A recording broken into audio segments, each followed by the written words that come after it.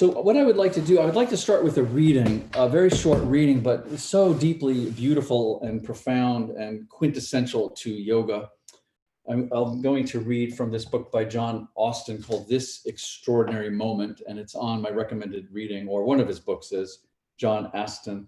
So what I would like for you to do so we can really listen is just prop something, a small bolster or a rolled blanket or towel, and just place it gently under the lower back, just to kind of ease in here. Comfortable though, very, very comfortable. So the compression feels like that, like a stretch in the morning, not compressive and you have to hold on and brace, but just a nice sort of opening and a weaving into the texture of these intrinsic muscles of the lower back. Just have the buttocks on the floor. If the small bolster you're using is a little too much, like I said, just roll a blanket or a towel and then let the legs open up, relax the arms, maybe a little something for the head if you prefer. So certainly, yes, applying this compression, but also being as comfortable as you can as well.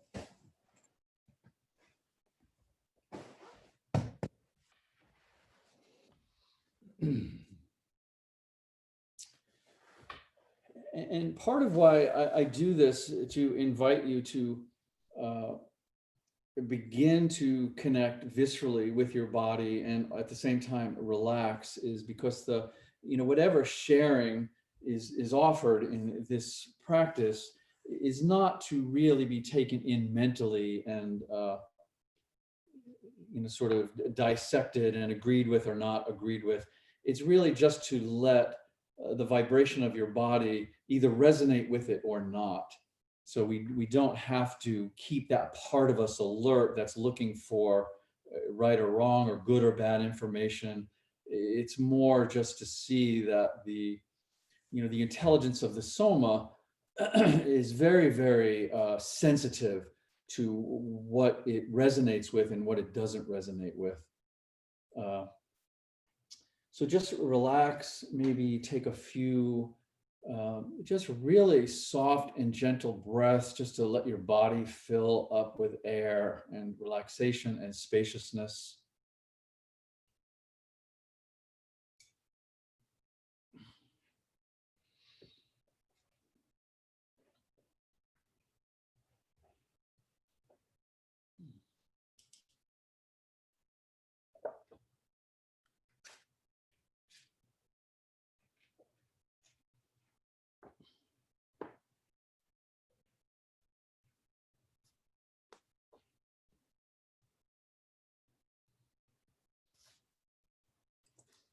We search for love, for happiness, for well-being, for peace.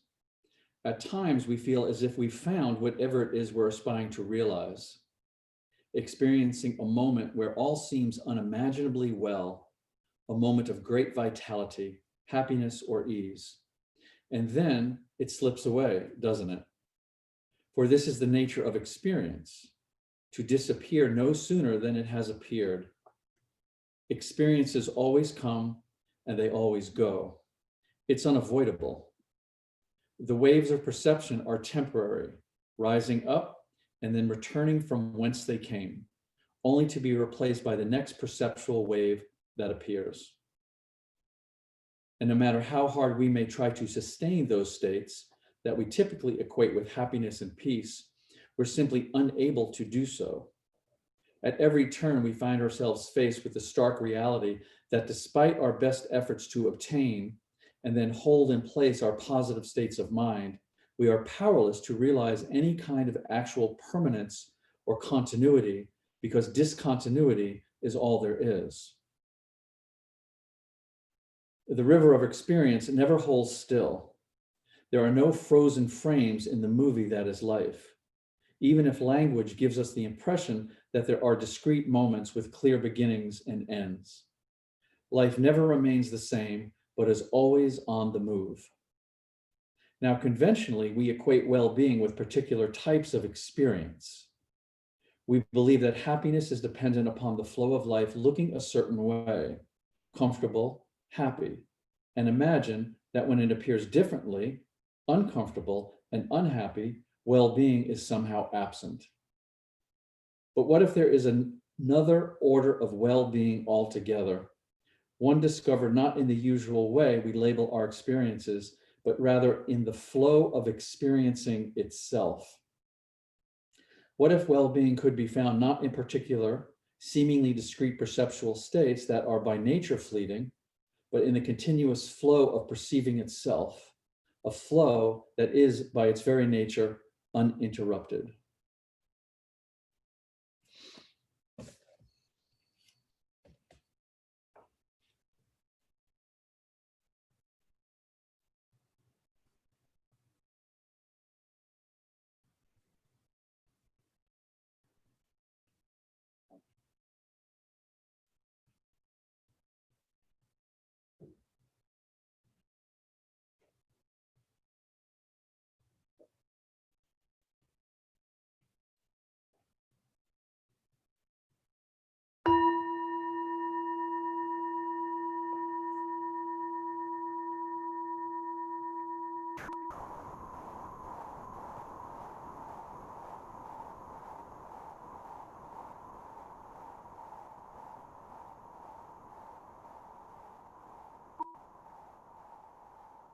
And now the inquiry of yoga.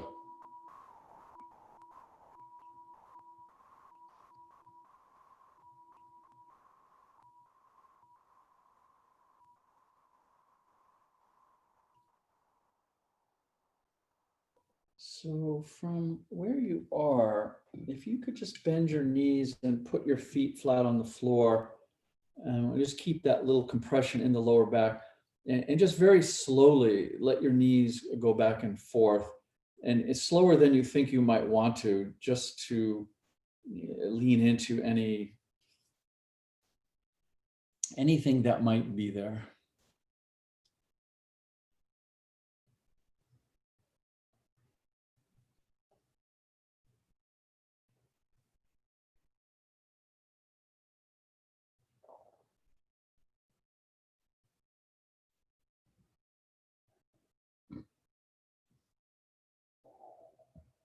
Good.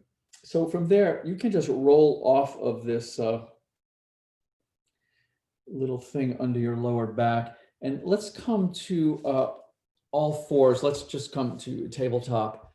And if you are feeling this is a little compromised for your wrists, you can always do that, especially since we won't be doing this so long. You can always just do this on fists. So sometimes this gives a little bit more support and not so much compression. Although if the wrists are able to tolerate it, it's lovely that way.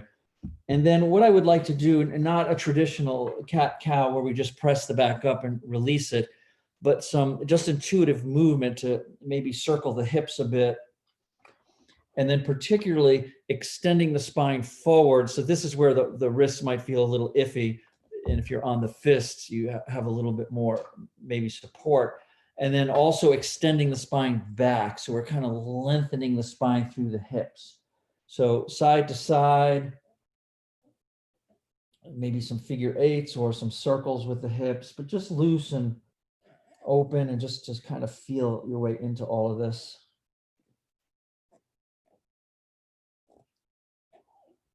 So coming forward, again, we want to kind of pull the spine out of the lumbar. Coming back, we want to pull the spine out of the base of the skull, just extending it and lengthening it. It's a nice kind of cleansing activity for the spine.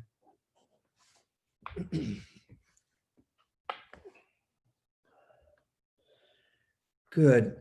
And then come forward onto the right leg, just pointing the right knee forward. Yeah. So the right knee is just facing me. And then take that left leg and bring it up and over. So we're just going to come into a shoelace position where we'll bring the left leg over the right leg. And as you can see, my knees are not aligned. They don't need to be, just depending on your hips. This is a lovely hip opener. So if you would like to get the knees a little closer and you want to torque into the hips a little bit more, you can lean forward. So this opens the hips. My knees can find some alignment, and then I can sit back down. So it just tightens it up. The other thing, if this feels not tolerable or not quite accessible, you can release the bottom leg. So this would be the half form of this position. So either one, they're both quite interesting and lovely for the hips. The only thing to make sure is on the left side, you're not sitting on this right heel. So just kind of get that out of the way. I enjoy to have some bolstering in front of me. So when I'm coming forward in a nice, soft, rounded way, I'm not needing to lean on the hands, although you could lean on the hands as long as you can relax the shoulders and really let the head come down. But depending on, how you're feeling with all of this weight now compressing and stressing, you may want some bolstering. So when you're ready, let's just come forward, in and forward, relax the neck and the shoulders particularly, and just kind of sink into this.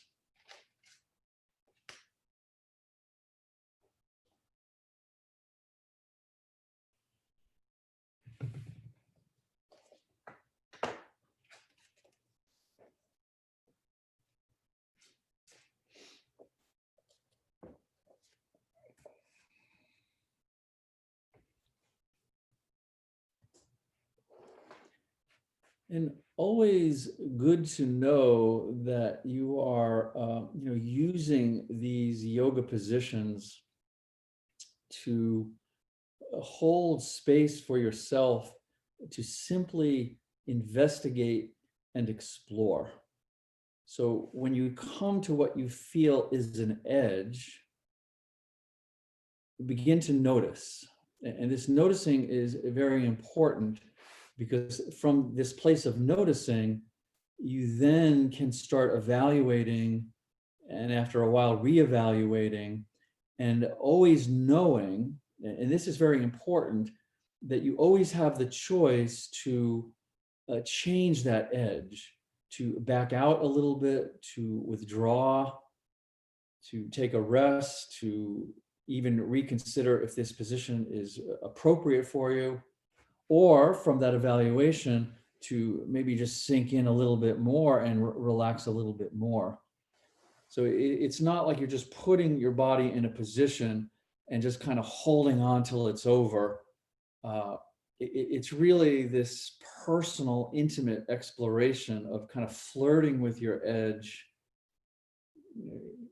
allowing your, just a natural sense of noticing to take over, and then be aware that you're really listening to the flow of the body and the intelligence of the body.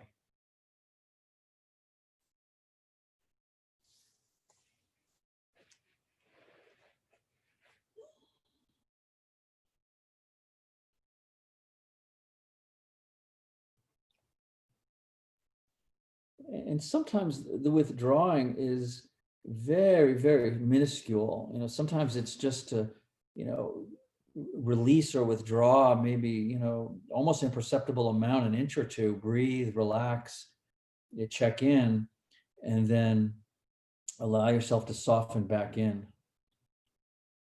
We don't want the body to move into a sense of protection or clenching or bracing. We want to maintain a very personal equilibrium between feeling safe and relaxed and the therapeutic application of the compression.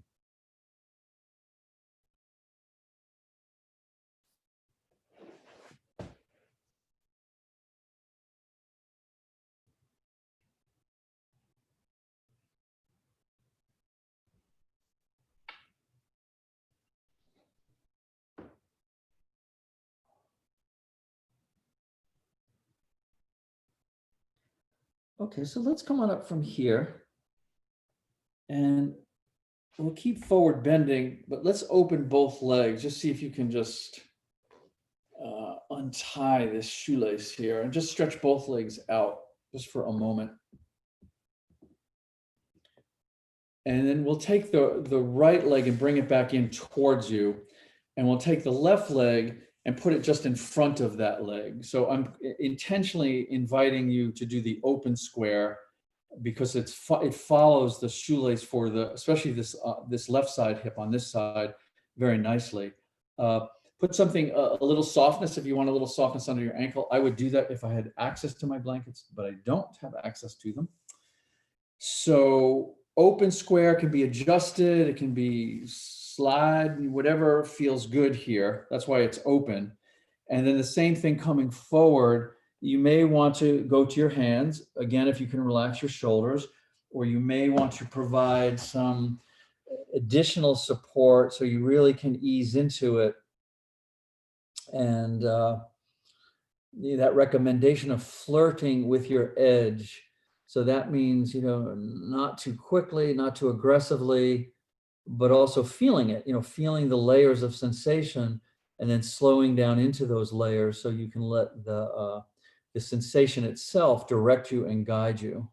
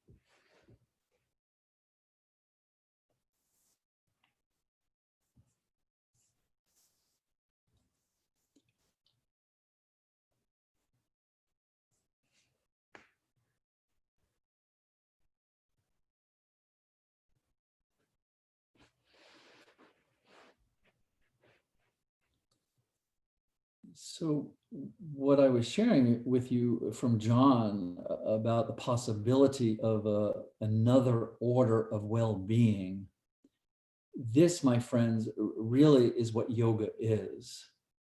And it takes a certain amount of clarity and discernment, but also on some level, it takes a certain amount of surrender. Yeah, surrender is a tricky, a tricky concept to play with, because ultimately, what is it that we're surrendering? But with this perspective is suggesting that what we're simply surrendering is our attachment to the experiences. And typically we're attached to the positive experiences, and we're trying to keep at bay or remove the negative experiences. Okay, so that's one, order. That's one order of well-being. If we can have the percentages more on the positive experiences, what this is suggesting is surrendering that mentality, surrendering those habits, and surrender to just the fact that experiences themselves are unfolding, and some of them will be positive and happy, some of them will be negative and unhappy, but the pulsation of life by its very nature, neither one will be permanent. And then there's a lovely pendulum of back and forth. And so the deeper order of well-being that yoga is asking us to explore is this surrender to just the experiencing itself. And it's like we get to sit back and watch the unfolding of life in all its complexity and all its mystery, and just appreciate that we get to experience it. And if we can let go of the attachment to positive or negative, good or bad, happy or sad, this then allows us to rest in a different, I say deeper, different order of well-being.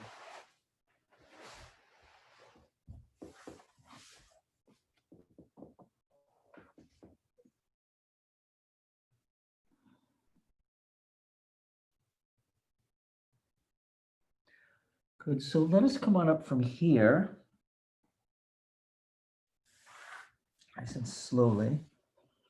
And let's just finish this off by just opening the legs out to a very comfortable angle for your hips. So not a full straddle, not hip width, but just somewhere in between.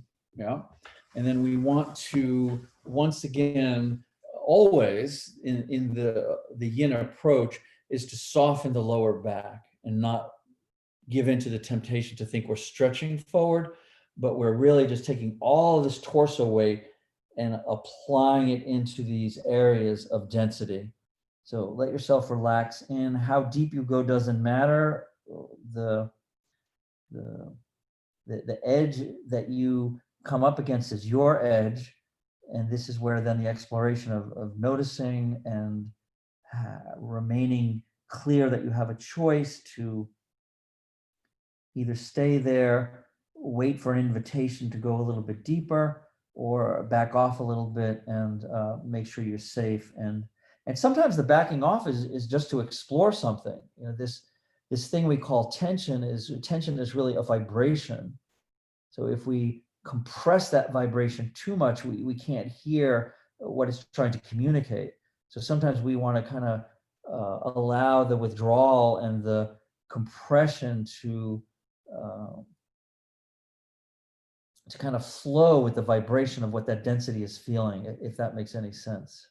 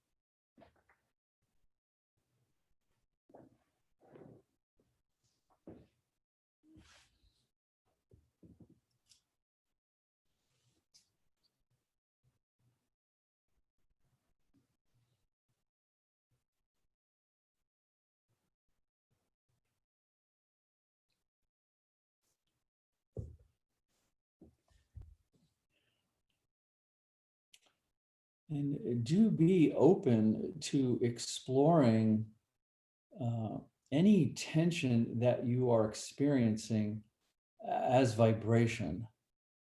This is a very, very interesting part of our physical yoga, part of our somatic connection. And part of the reason that we slow down and we take our time and we luxuriate in these poses is because it often takes some time to see that all of the labels that we superimpose on what we're feeling are mostly just habits. They're just mostly just memory. And so fine, this is, we all bring our habits, but as we relax and we become more spacious, we can begin to allow our awareness to permeate into the tension and start to experience it as just a vibratory state.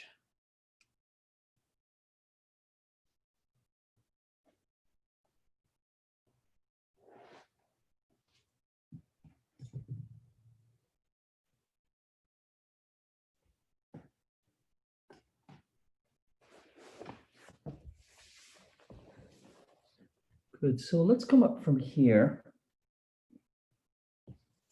And before we do the other side of this forward bending, I'd like to go back a little bit in a relatively relaxed way. But I wanted to say something. Oh, yes. So what I'm talking about here, I just want to expand on it a little bit about being open to exploring ourselves as vibration. This is the difference between concentration and an open, spacious awareness. So awareness is all inclusive. Awareness allows for no separation.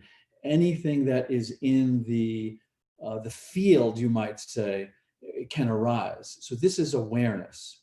Concentration is inclusive. It just focuses on one thing, and we explore in this very sort of pinpoint kind of way. One isn't necessarily better than the other, but what typically happens is when we concentrate, then we need something to hold on to. We need a point of reference. That's when we tend to superimpose labels and definitions and think we know something about it. So we sometimes go into a place of concentration because we want a little bit more intellectual information, some anatomical information, which is fine, and we can sort of make a note of that. But for the most part, we want our awareness to be wide open. We want it to be inclusive. Okay, so let's get your big bolster if you have one. If you don't have the big bolster, just use some pillows so the whole torso is supported, including the head. So you may need something else, a pillow for the head. And then for this, a couple of things. If you want to go a little easier on the lower back, sort of 3 levels here, yeah? So if you want to go a little easier, depending on how you're feeling, if you've been recently shoveling or an activity like that, fold up a blanket or a towel and just sit on that. So this will elevate everything. So this is relatively, for me at least, nice and mild, a nice mild backward bend. Yep, and you can adjust this accordingly. You could do without it completely. Yep, and just sit on the floor. So this adds another couple of layers, a little bit more sensation. Or if you want to go even a little bit more at this early point, you could put the blanket over the end of it. So I just drape it over, still can sit on the floor, but then we've added a few more layers. I also would like you to take a folded blanket for your feet and put the ankles over it. So the heels are not quite touching the floor. Yep. So I'm just elevating my femurs a bit, but keeping the pressure off the heels. Yep. So I'm using the small bolster. You could use whatever you would like. And if you fold this blanket over, fine, yes. And then we'll just come over it. Maybe something for the head, but try not to bring the head way up. If you need to bring the head way up, maybe fold the pad you're sitting on more so it lessens the arc and the compression of the backward bend. So any one of these kind of layers, from more sensation to less sensation, or something in between, something at the feet to elevate the heels.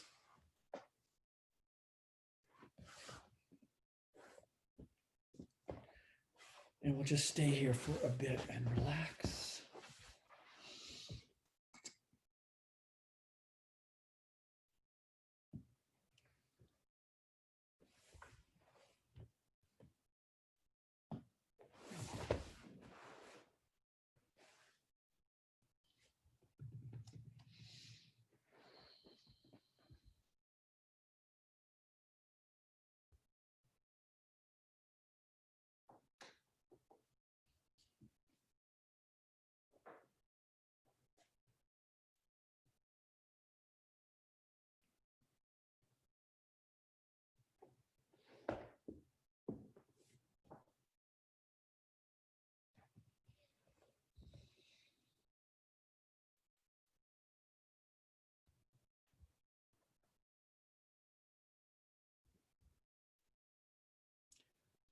And when I suggest that attention awareness is all inclusive, let it be just that. There's nothing to figure out there.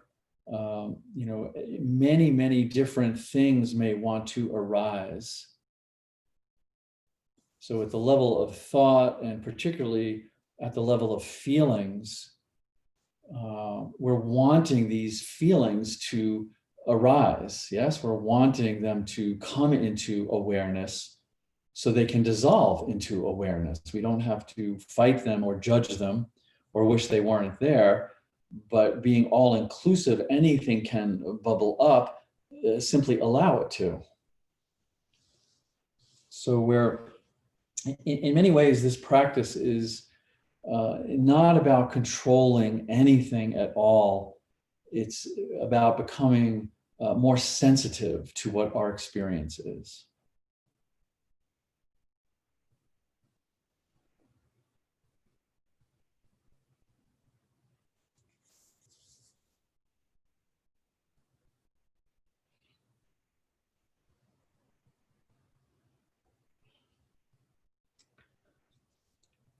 So right here, if you could just put your arms up over your head and just lightly interlock your fingers, and the elbows can be a little bit bent. This is just really for the weight. You don't have to stretch the elbow straight, but just allow the arms to hover over the head. If you're having some shoulder issues or injuries, old or new injuries, you may not want to interlock the fingers and maybe just do one, or control or bend the elbows a little bit, but just feel this is really nice to sort of ripple and articulate up the spine, open the rib cage. Encourage you to take a few deeper, slower, rhythmic breaths and really let the ribs expand and contract, and let the respiratory diaphragm flow up and down.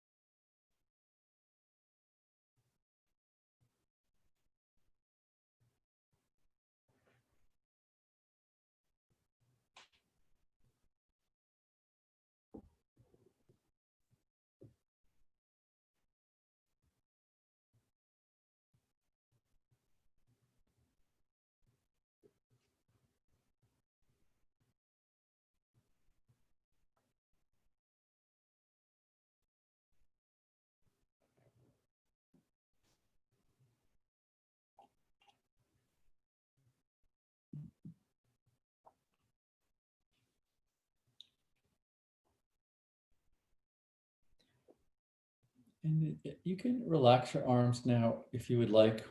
So that's always available to, sometimes the tension up the back line will start to intensify, and to just move the position of the arms can be very nice. But oftentimes it's nice just to let them rest at your sides, and just allow this compression to seep into this lumbar area.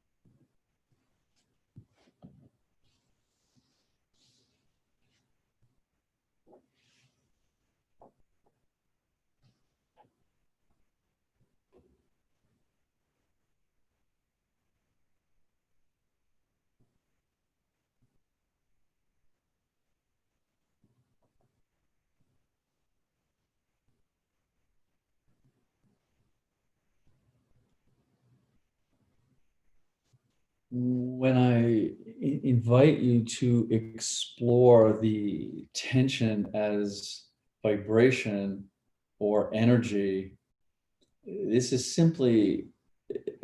not simply uh, tension that is very apparent physically, sort of a visceral tightness in the body or a point of pain in the body.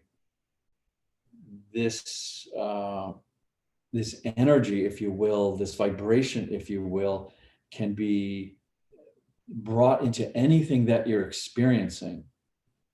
So even it's interesting to take a sense if you're just tired, if you're fatigued, if you're exhausted, instead of analyzing that, instead of wishing that wasn't there, what is the energy of being tired? If you're feeling anxiety, what is the vibration of anxiousness, confusion, insecurity? What are these energies? What do they feel like vibrationally? What is that pulsation of experience? And the same thing with joy and peace and safety. What does it feel like energetically, vibrationally? And how differently to start exploring ourselves from this level of vibration instead of all of the names that we typically just rubber stamp on something, and then it kind of pushes it down, it puts it in a little box. But our aliveness will not be put into a box. It is free and flowing. And ultimately, this aliveness is our most intimate teacher.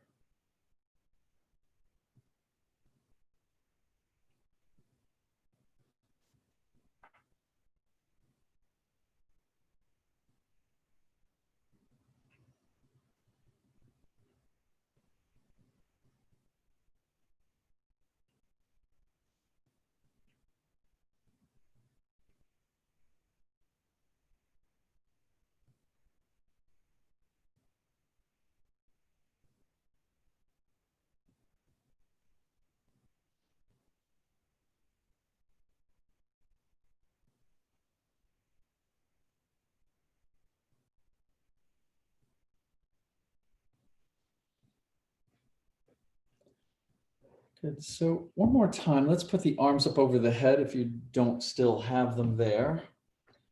And just allow just all of the micro movement that this entails when you bring the arms up, especially some awareness up the entire back line.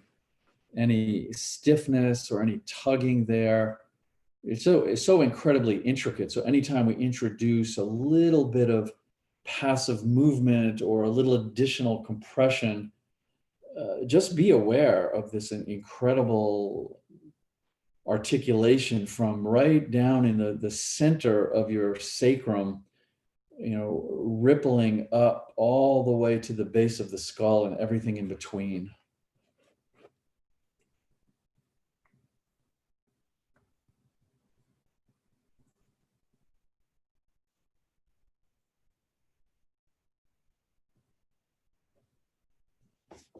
And then you can put your feet on the floor and always move carefully and safely, even if this was rather mild for your lower back. It was meant to be, but doesn't mean that the muscles and the fascia aren't in their own little dance, and we want to honor that as we come out of it.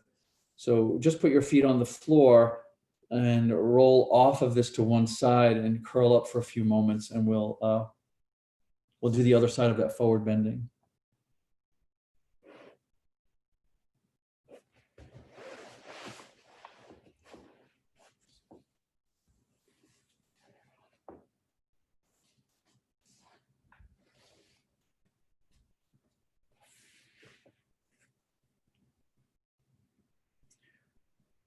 Good. So if you're ready, let's go back to the cat-cow. And I'll try not to disturb the cat as I'm doing the cat-cow here. And again, nice and loose. Just feel the hips, let the belly drop. You can compress the lower back up, lengthen the spine back, lengthen it forward, careful of the wrists. Feel and lean into the shoulders a little bit here.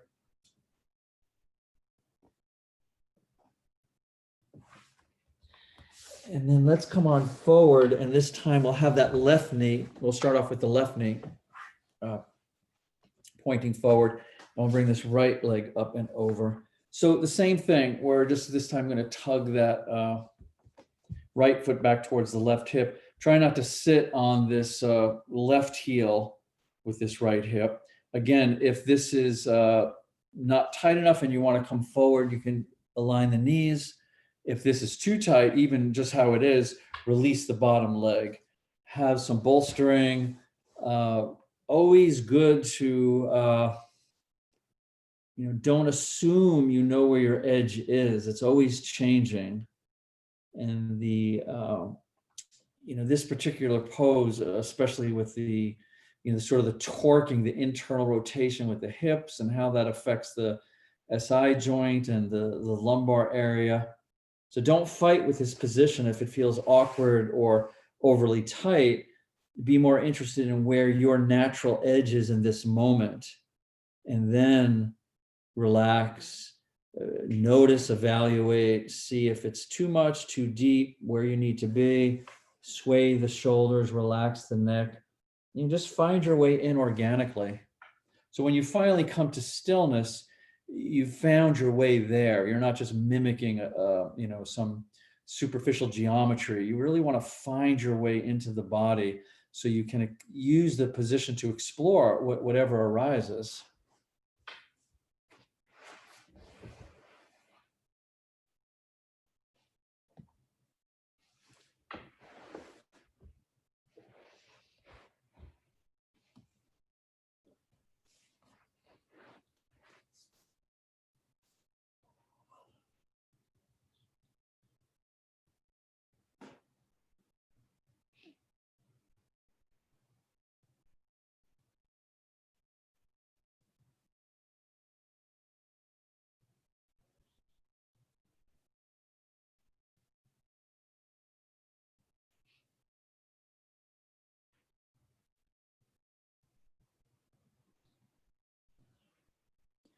And even things like resistance, if there's resistance to the discomfort itself, if there's resistance to something I'm saying, if there's resistance to something that came up in your day, see if you can lean into it as a vibration. What is the energy of that experience? What is the energy of the thought? What is the energy of the memory?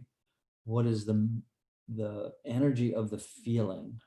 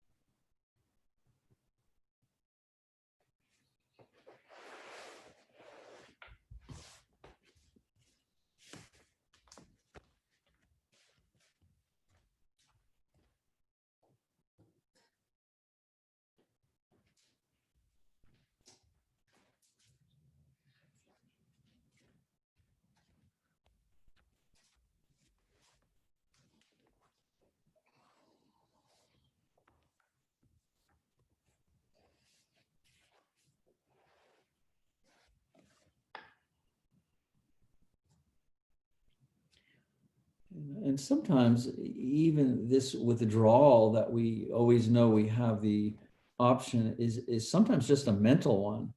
Sometimes we're, spinning something around the tension that we could just let go of. We're adding something to it or trying to manipulate it. but just to mentally withdraw, to mentally relax, to allow the breath to soften into whatever it is. This can be often quite beneficial.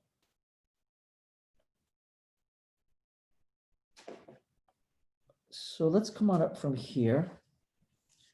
And again, same thing, we'll allow both legs to relax out for a moment. This time I have some blanket available. And we'll bring the left leg in. So what I'm just saying with the blanket is if there's, if your mat isn't soft enough, I just do this just to have comfort for my foot and ankle. So just a nice wide open square here. And then the same thing coming forward. And if you notice this, in that shoelace pose on this side, it was targeting a lot of things, but way into this piriformis in between the glutes here and the SI joint. So having this open square, we're going back into that area from just a little different perspective. So relax your head down, relax your shoulders, and just soften in.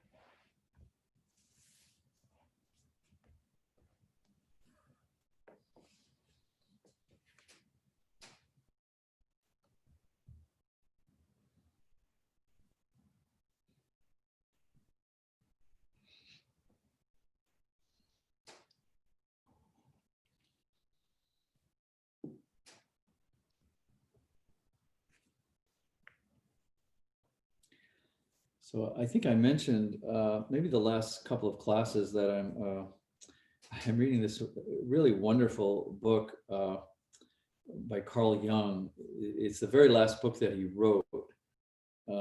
It's called Memories, Dreams, Reflections. And two things. One was just very, very funny to me. I laughed out loud for a while that he said something to the effect that here I am in my 83rd year and I still have not untangled all of my childhood memories. I thought, wow, Carl, if you're not able to do it by 83. So if you are, in some sort of process of untangling your childhood memories, be very patient and compassionate with yourself. The other thing that he said that we are all a splinter of the infinite deity. And I just thought that was just quite beautiful.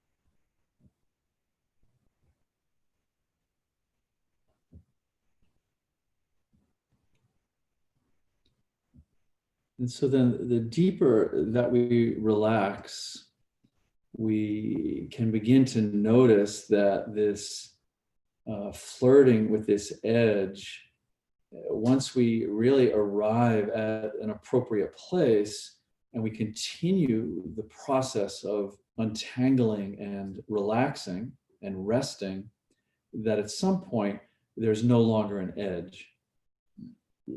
And we're just floating. We're just in this internal, spacious, aware, conscious presence. So this is why the relaxation is so important to this practice.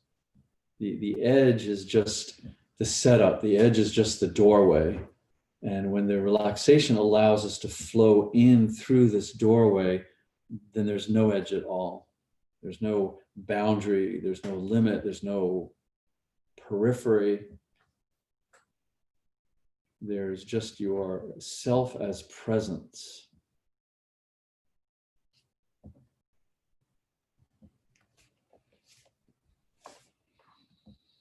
Good, so let's come on up from here.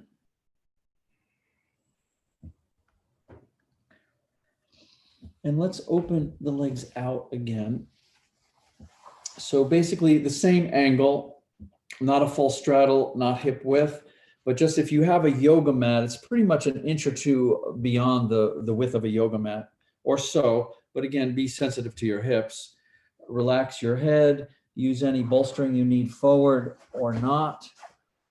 So you're, again, at that, initially, the framework is to find that edge that feels safe and comfortable, but then relax and soften into it so even the imagery or the physical sensation of an edge just naturally dissipates.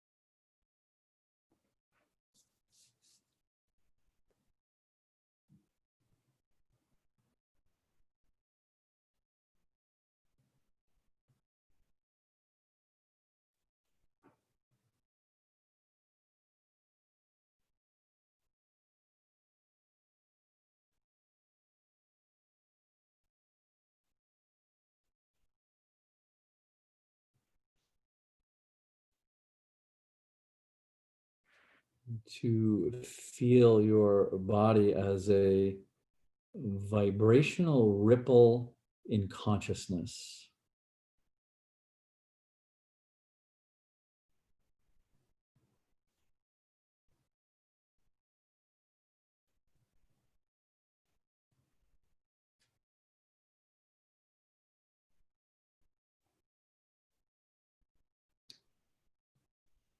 Your body as an energetic ripple in awareness.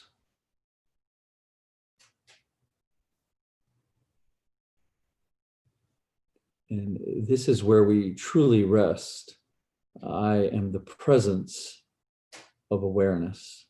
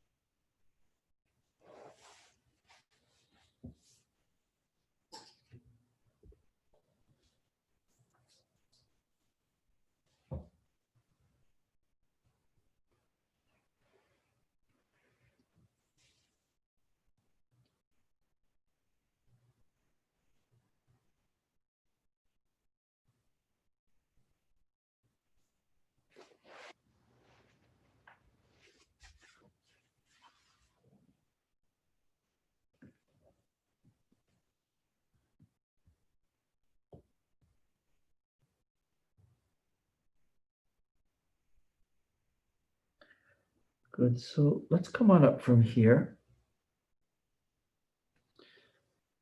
And let's lie down and we will take a little bit longer rest from this sequence. So just make yourself comfortable and we will rest.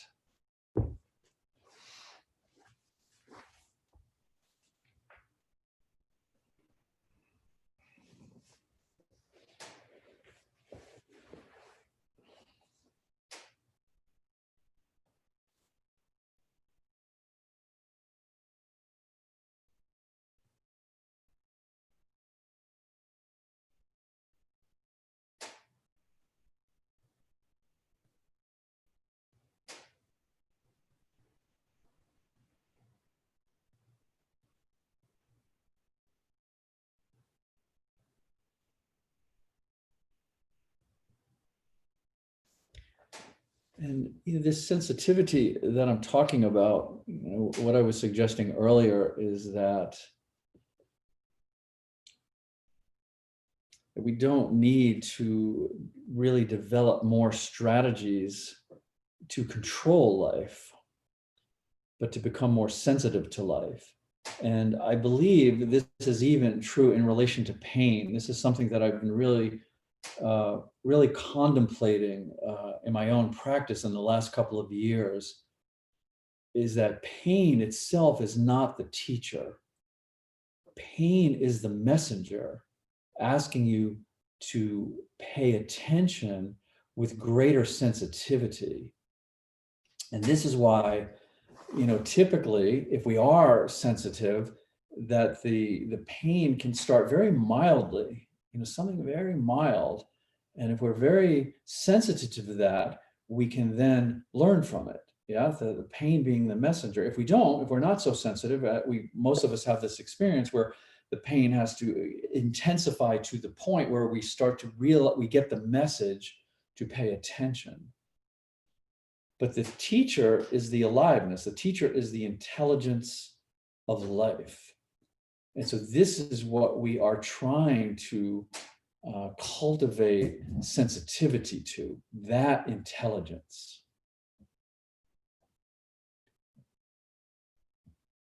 And I think this is a really good distinction, because it allows us then to develop a healthy and respectful relationship with the pain and the discomfort. This is there to tell us something, and we can learn how and integrate into our practice how to sit with it and really pay attention that you're bringing me a message, and then allow ourselves whether it's a yoga pose or a meditation or a walk or a talk with a friend, to become more sensitive to what it is we need to proceed, what it is that's out of balance that we can begin to bring back into balance. So life is not a threat at all. Life is a teacher.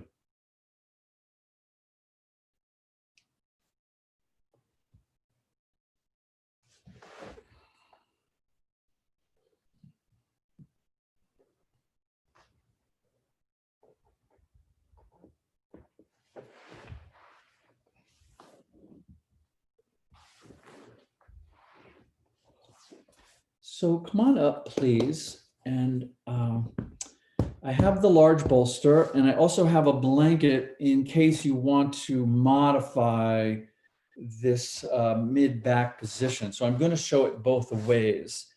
Also, if you don't have the large bolster, have a blanket ready, and you can start folding the blanket. We'll use the blanket in the same way as we would use the bolster, by folding it in sort of a block kind of position like this. Yeah, so it pretty much mimics the height and the firmness of the bolster, but you'll see, it'll just be a little different approach, but it pretty much is the same thing. And then maybe I'll use this to show you the modification for the supported fish pose. So if you have a big bolster and you just want to do it without the modification, very simple indeed, is just sit on one end of it.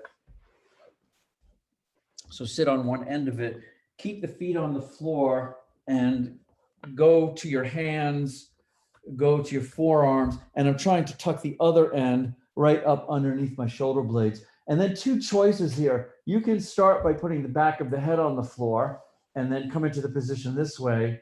And then over time, you kind of let the shoulders relax down, or you can just bring the shoulders to the floor. It just brings the bolster a little lower below the shoulder blades into this sort of below the sternum, really, really mid-thoracic cage. So this would be without any modification. It's quite lovely. If you want something to traction out of that lower spine, this is really lovely, but make sure you're ready for it, is to put either the small bolster, but I'm going to show it with the roll, is to put a roll behind you. So I'm still sitting on the end of the bolster. I pulled the roll in here, and you see I didn't roll it up all the way because it's fairly intense. Keep the feet on the floor. So now what I'm doing, and I'm going to keep the buttocks on the bolster, is this is kind of pulling my lumbar spine or holding it in place. Then when I drape my shoulders over, it's pulling the mid-thoracic spine. So it's this sort of tractioning effect. So same thing, it could be the back of the head on the floor. You can come to the shoulders. You might have to adjust it. This is quite lovely as well. So either one of those choices, if you don't have the large bolster,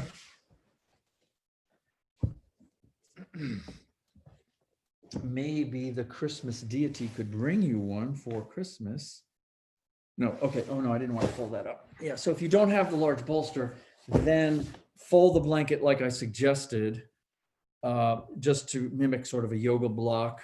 Nice and firm. Firmer is better so it doesn't mush into the lower back. And then simply put the side that is not folded away from you, sit on the floor, and just find a good spot. So typically with this folded blanket block, I put this more on the scapula and then the back of the head on the floor. So here you don't want to float the shoulders all the way down because it'll take this into the lower back. So if you're using the block blanket, just put this like really up into the shoulder blades and then let the arms relax to the side. If you need something for the head, obviously, that would be your choice. But position any one of these three options so you can just float away.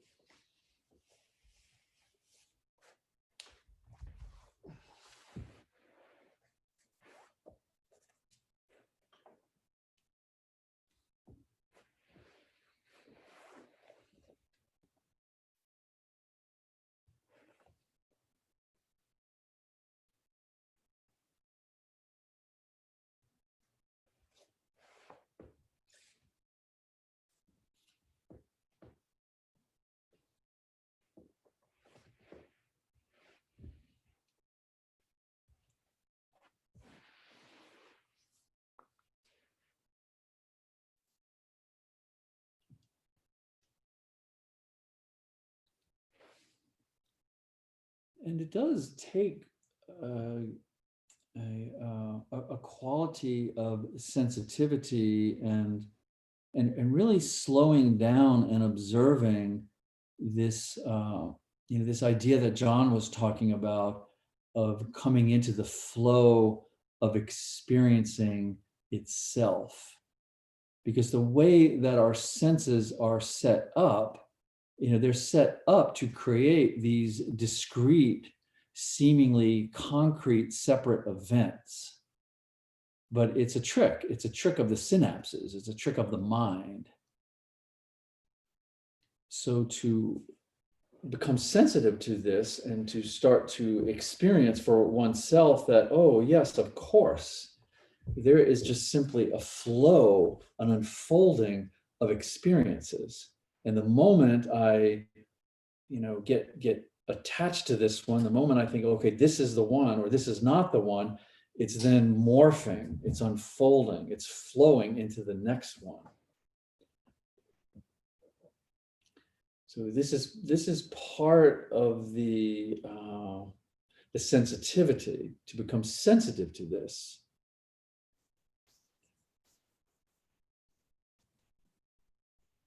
And like I said earlier, this takes a certain amount of surrender, but it also allows us a certain amount of freedom.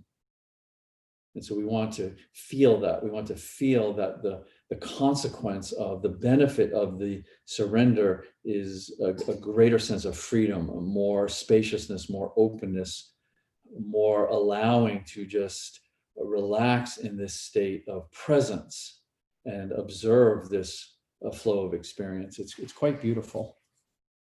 And this, like I said, this is yoga.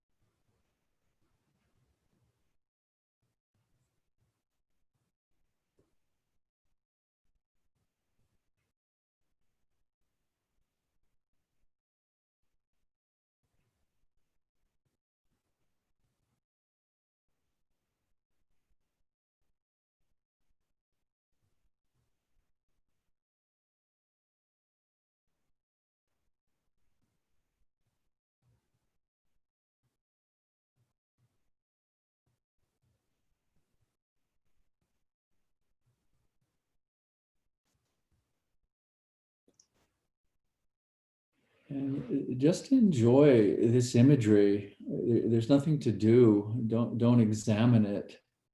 Don't even think about it. But allow any thoughts or any feelings to arise, and allow them to dissolve in awareness. So the awareness is vast and unattached. It's unlimited and clear. So anything that is present, anything that finds its way to the surface, thought, feeling, even something in between that's rather vague, allow it completely and allow it to start to soften and dissolve into this spacious awareness.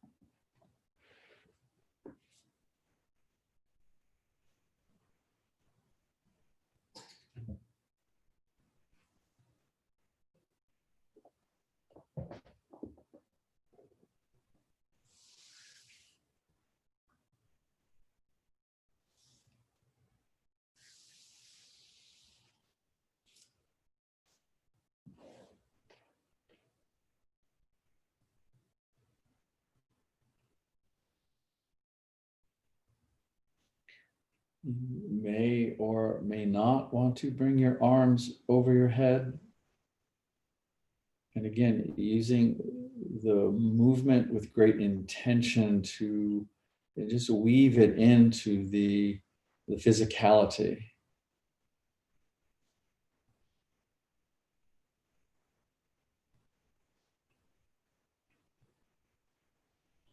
Weave it into the compression that you are applying with the support in the mid back.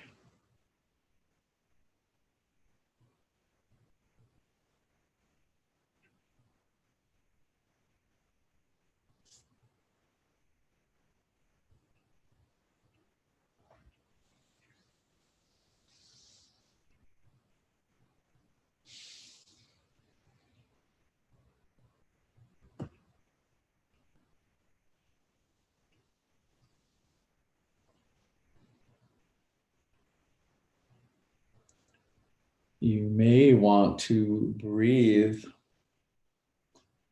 right to your edge. So playing your edge with the posture and the position and the weight of the body, but also see what that edge is with the very limit of your breath. The lungs can fall into patterns just like the muscles and the fascia. So sometimes it's nice to expand the lungs slowly and carefully and see how much range of motion you actually have on the inhale and as well on the exhale. So we're utilizing and allowing for as much volume as possible.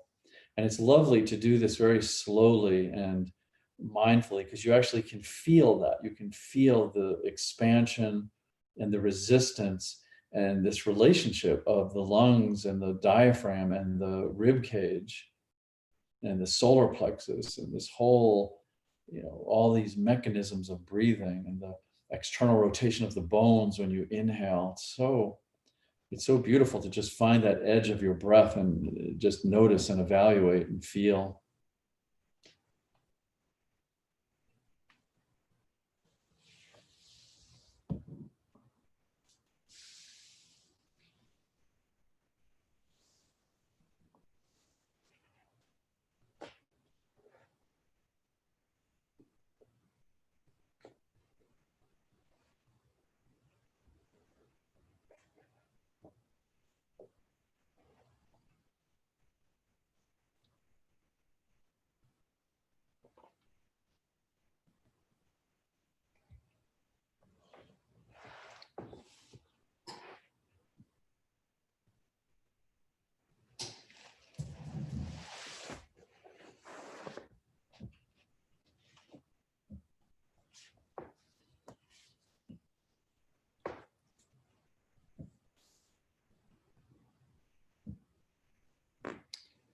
Good. So you can put your feet on the floor and have any movement that you would like here.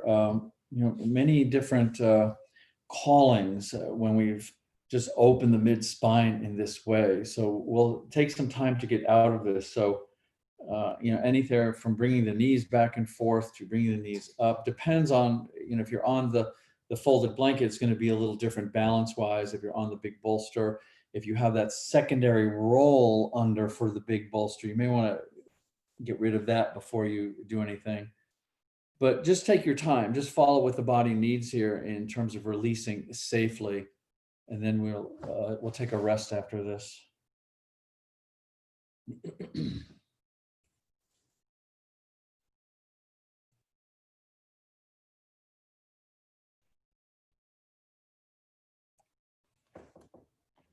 And then when you've emerged, just find a place to relax. If after this you could come into child's or on your side, curled up or flat on your back. So we'll take a bit of a rest here.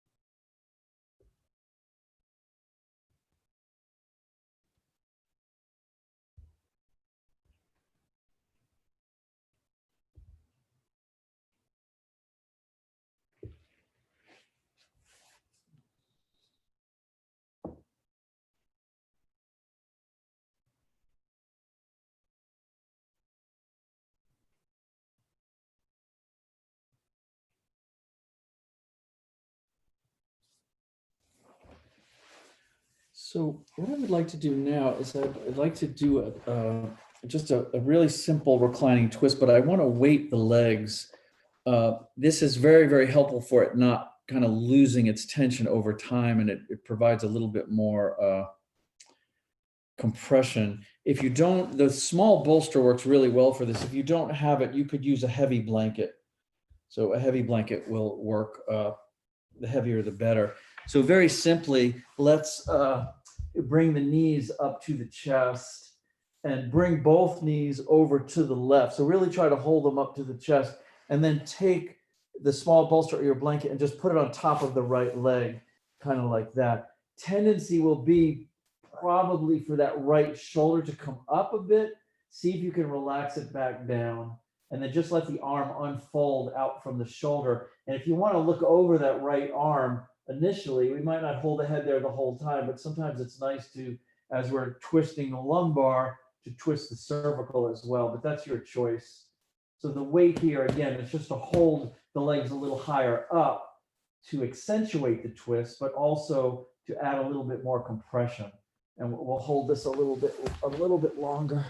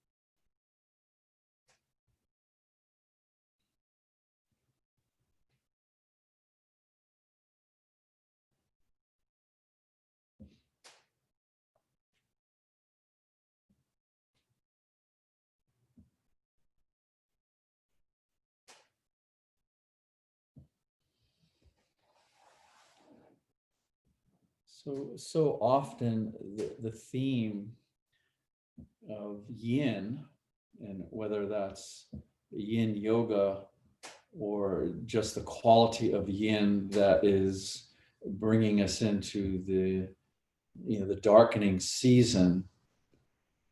But so often one of the deepest qualities of yin is to rest, is giving the quality of rest a profound place in our healing and our overall well-being.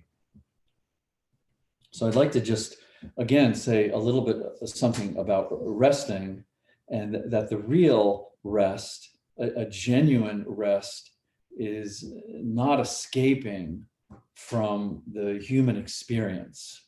And what I mean by that is very often we can start to cultivate a quality or qualities in our life that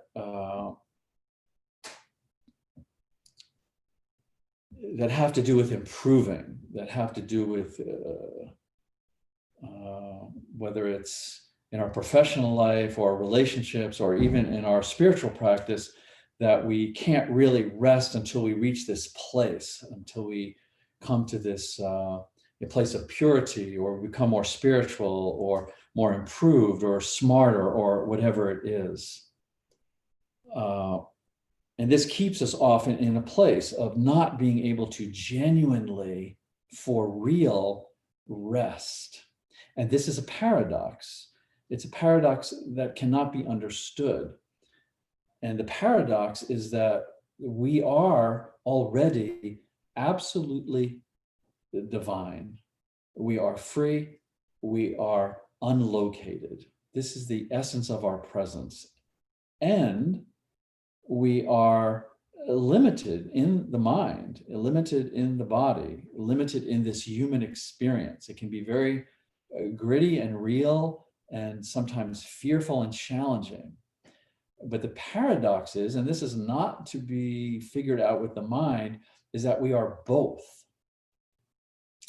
And so we can rest feeling incomplete. We can rest feeling messy. We can rest feeling dysfunctional. We can rest feeling wounded, knowing at the same time we are complete. We are divine. We are whole. So we don't have to fix ourselves before we can rest. We can rest as a human, and we can rest, as Carl Jung said, as a splinter of the infinite deity. And we just simply be aware and experience and appreciate all of it just exactly as it is, and give ourselves this rest when and as we need it. And it's a paradox that cannot be understood. This is life itself. And again, as I said earlier, life will not be put into a box. Good. So if you have the weight over the legs, let's take the weight off. Let's straighten the legs out and bring the knees up to the chest and draw them in a bit, sway back and forth, play around with it a bit, whatever you want to do before we do the other side. As you can see, like I said, we held it a little longer than a typical reclining twist, and we added that weight. So it's a nice, juicy thing to do. When I did it in my own practice this morning, I just went ahead and did it a second time. So this is nice to kind of slip into your practice with the weight on it. So let's do the other side, if you will. So let's, well, same thing. I don't really need to go over it in great detail. We'll just bring the legs up, the knees up to the chest, roll over. Yeah, so it's okay here. I like to let the shoulder come up to really get the knees nice and high, and then put the weight on them, the left leg this time, and then let that left shoulder go back. So it may kind of bring the legs up a little bit. That's okay. And we'll let that left arm just roll out from the shoulder. And you may want to look at it and then not keep it there the whole time. So just let your neck dictate where you keep your head. So keeping it to the left, obviously looking out over that hand, twists the cervical spine a bit. And like I said, you may or may not want to hold that the whole time.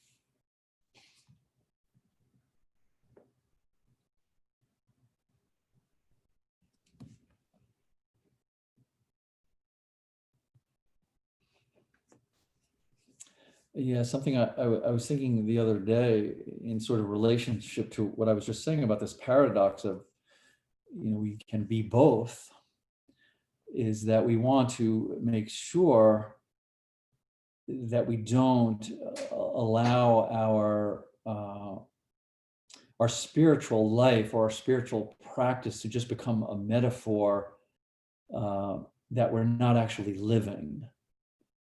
And so this just takes very, very careful observation, and it can be very humbling as well. And that it can be making peace with living with this paradox that we don't have to, we don't have to reach this elevated, mystical, pure place before we can actually be okay and rest, because we already are mystical and whole and pure. And it doesn't mean we're also not human and flawed.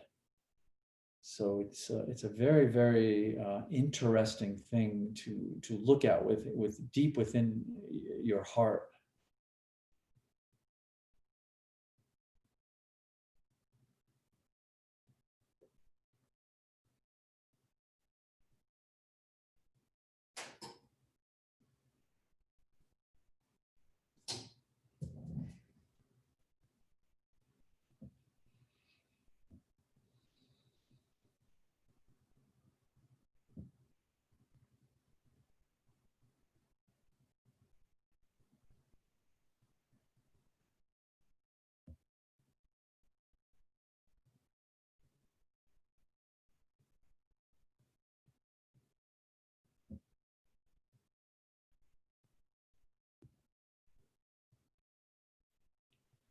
And really, let me qualify that, not even just spiritual practice. We don't need to limit that to spiritual practice. This can be in our, relational practices and our health practices, that we don't want to allow the practices to become metaphors for something we're not actually living.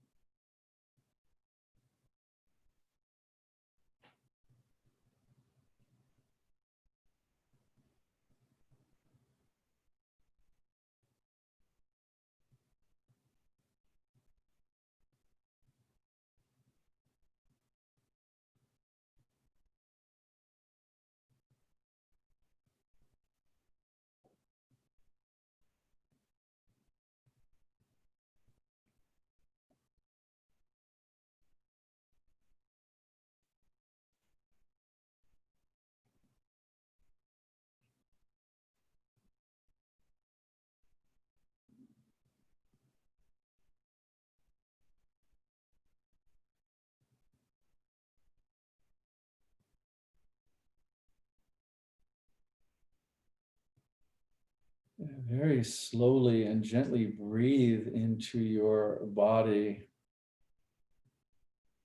as you are breathing aliveness into your body. This is not a purely mechanical act. You're breathing prana, life force, aliveness, the essence of your energy and vibration. So allow yourself to appreciate and feel that, the expansive and intelligent and life-giving qualities of your breath.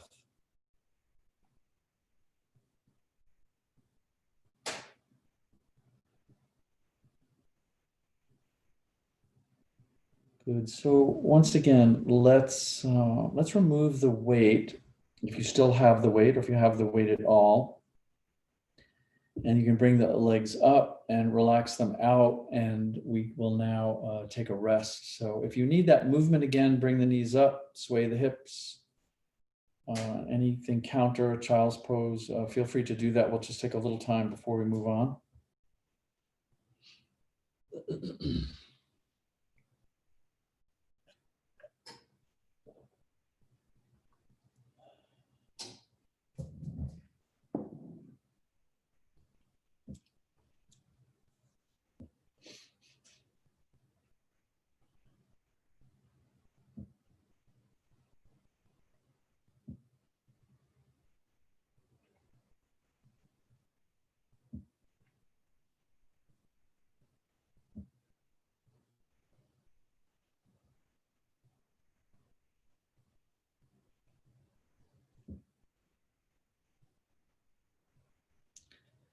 And I do think at some level that the intelligence that is innate, that is innate in every one of our cells and our processes and who we are, this intelligence that is our birthright and really guides us, that when this intelligence starts to morph into or shift into wisdom, is when we are able to live with this paradox, when we're no longer having to have these mental battles with ourselves or with others, and we're able to see that this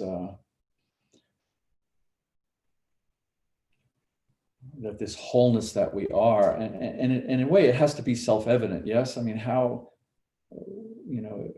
can anything be outside of wholeness? We look out into the night sky and we are that.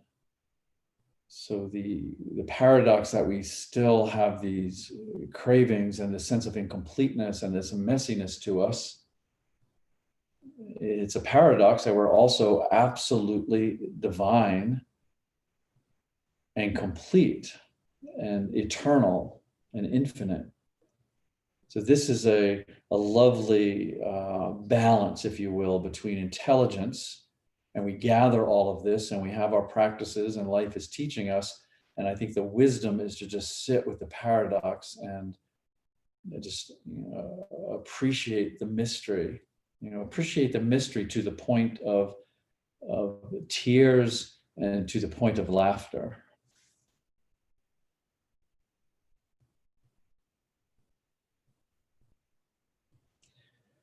Okay, so let's come on up, and I would like to now bring the legs out at hip width distance. So if you would like to, you can put something under the knees, but don't open them as wide as we had them the first time. So hip width now will allow, take a little bit out of the hip flexors and put it more along the back of the leg. So if the hamstrings are feeling a little challenged, I say if, like whose aren't, put something under the knees. If you want to just keep the legs out, again, wherever you meet that resistance is where your pose begins. So no worries. You may explore it without it, or you may want it just a little relief there and maybe come more into the lower back. So either way though, hip distance with the quadriceps relaxed and the feet relaxed. So we're not holding everything tight. We're letting the muscular tissues unengaged relatively to the fascial restrictions. So just come forward, again, shoulders, neck, head relaxed, arms at a good place, and we'll just soften into this.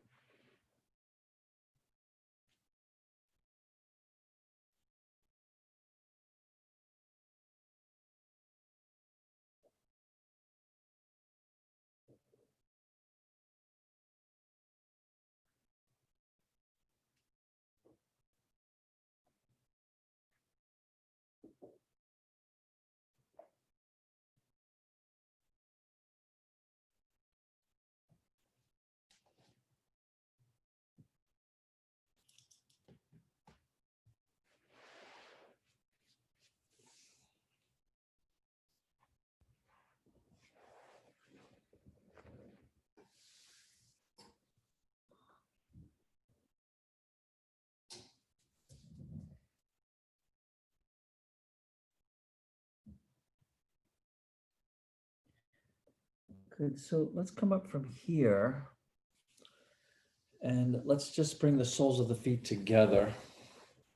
And again, you can do this with no support.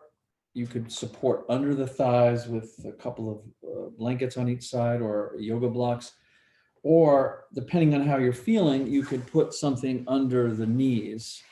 So that would be larger pillows or the bolster, and just alleviating some of the compression in the hips. Or you could just do it as it is. Try not to bring the heels way in. Let the heel stay a good relaxed distance from the groin so the joints can relax.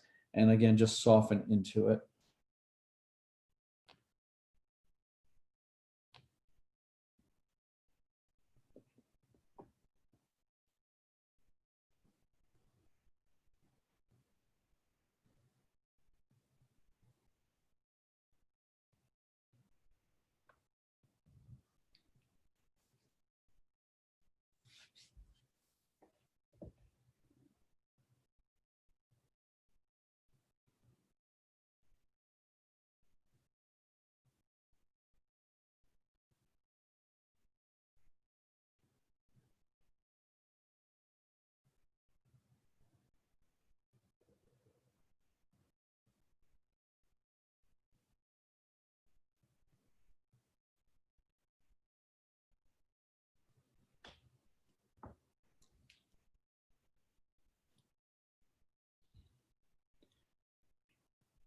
It's interesting how when we really try to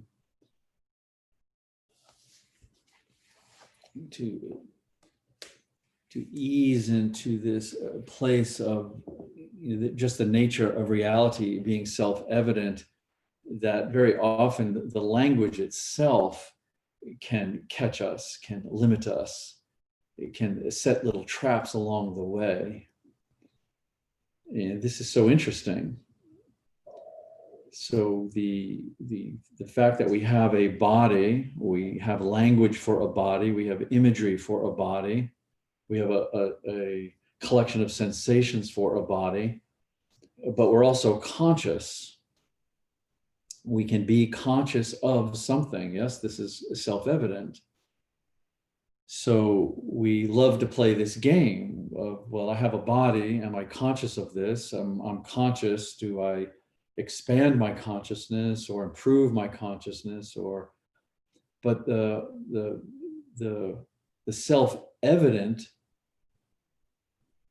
wisdom, and so this is wisdom that is transcending into paradox, is that the body is, that consciousness is simply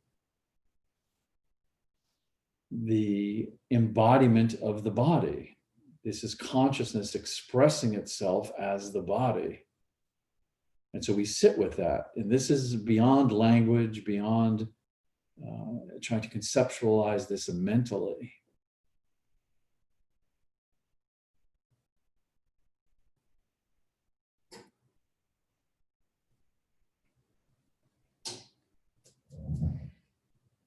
So in a way, we could say that the body, or the body as tension, the mind as tension, is simply the expansiveness of consciousness contracting. There's a contraction. And as we know, a contraction is not permanent. A contraction needs an expansion.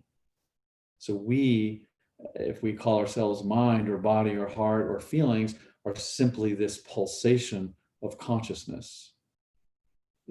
Density, solidity, openness, expansiveness.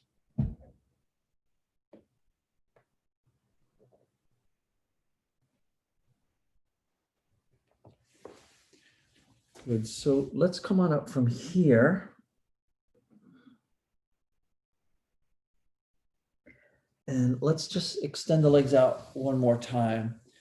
So I'm suggesting hip width. If this is still working for you, yes. If you want to open them a little wider, if you want to open them all the way, at this point, lower back, hips will really sort of guide you. So just let the legs extend out intuitively, and we'll come right back in for the forward bend. So check in with the lower back. If it's tugging, it's resisting, try not to resist that. Just soften into it, relax into it.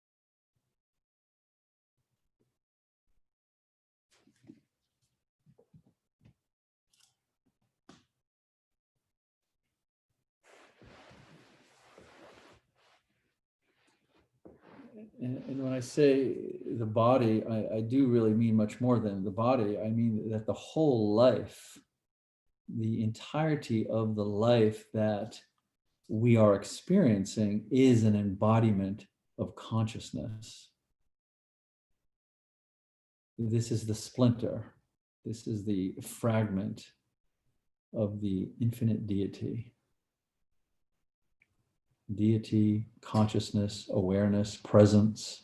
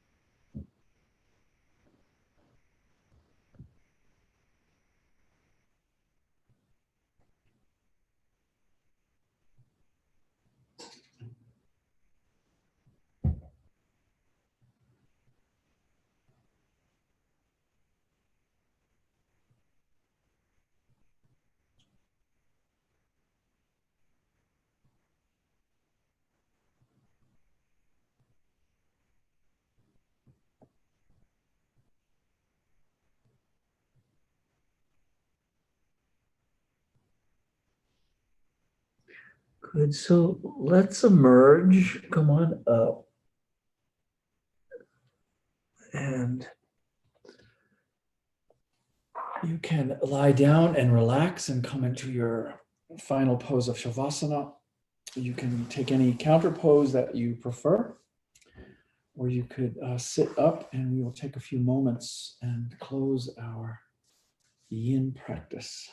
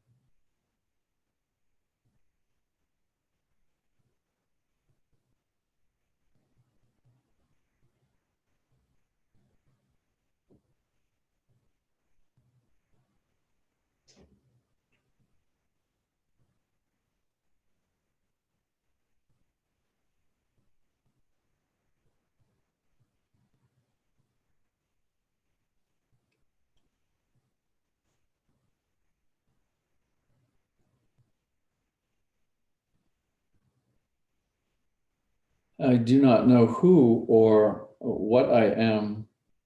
I wander about concealed and wrapped in thought.